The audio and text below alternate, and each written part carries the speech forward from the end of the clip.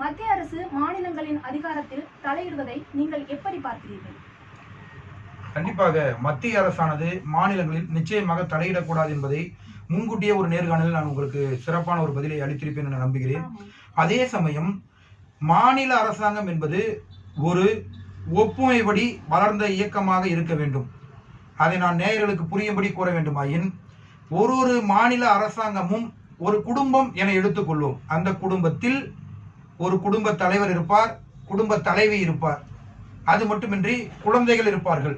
ஆகவே ஒரு குடும்பம் எந்த அளவிற்கு நல்ல நிகழ்வாக நாம் கொண்டு செல்கிறோமோ அதே போலதான் மாநிலமும் மத்திய அரசாங்கமும் இணைந்து செயல்பட வேண்டும்.